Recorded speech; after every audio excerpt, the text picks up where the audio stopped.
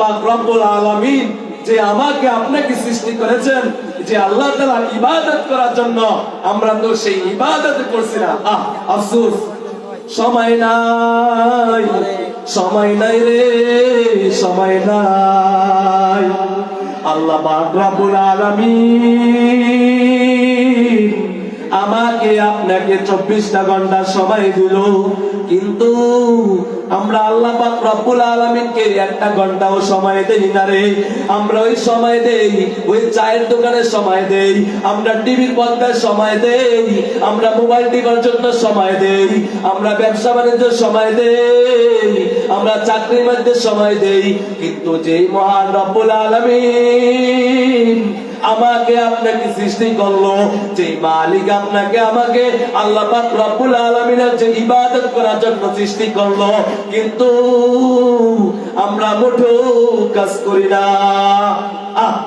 আফসোস, কালকে আমাদের দিন আল্লাহ পাক রব্বুল আলামিন আমাকে আপনাকে যারা জাহান্নামী হয়ে যাবে তাদেরকে ডাক দিয়ে বলবে, ও জাহান্নামীরা, ও নিমকহারামীরা, এইদিকে আসো, এইদিকে আসো। আমি তো তোমাকে প্রত্যেকটা দিন 24টা ঘন্টা সময় দিয়েছি, প্রত্যেকটা সপ্তাহে তোমার 7 দিন সময় দিয়েছি, প্রত্যেকটা মাসে তোমাকে 30 দিন সময় দিয়েছি, তুমি কি আমাকে একদিন সময় দিওনি? একটা দিন কুরআন এবং হাদিসের আলোকে ওয়াজ দোয়া মাহফিল হয়, অথচ আপনি এই সময় দোকানে বসে আছেন, চায়ের আড্ডা দিতে আছেন, মিথ্যা মিথ্যা কথা বলে বলে ওই মুনাফিকের আলামতগুলো আপনি গ্রহণ করতে আছেন। ওই চায়ের দোকানে এই কি করছে, ওই কি করছে, মিথ্যা গীবত করে করে আপনি আমলগুলো আপনি নষ্ট করে দিতেছেন। ও ভাই, ও কুমিল্লার মানুষ, ও কুমিল্লা সিটি কর্পোরেশনের পার্শ্ববর্তী এলাকার মানুষ, ও বাগিচার মানুষ, গভীর মনোযোগ দিয়ে শুনেন। একদিন কি দিলটা নরম হয় নাই যে আমরা একটু ওয়াজ মাহফিলে যাই?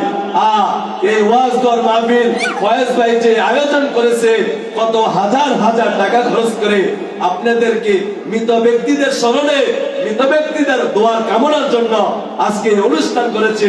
আর আজকে আপনি জীবিত হইয়া, আজকে মুসলমান হইয়া, বাপে মুসলমান, মা মুসলমান, আমি মুসলমান, কিন্তু মুসলমানের মধ্যে মুসলমানিত্ব নাই। মুসলমান আজান হয়, আল্লাহ পাক রব্বুল আলামিন বলেন তোমার উপরে 5 ওয়াক্ত নামাজ ফরজ করছি, আর 5 ওয়াক্ত নামাজ ফরজ করছে আল্লাহ আমাদের উপরে, আপনাদের উপর, কিন্তু আমরা ফরজের বেলা কোনো খোঁজ খবর নাই। মসজিদে আজান হয়, মসজিদ খালি থাকে, অথচ জুমার দিন মসজিদের জায়গা হয় না।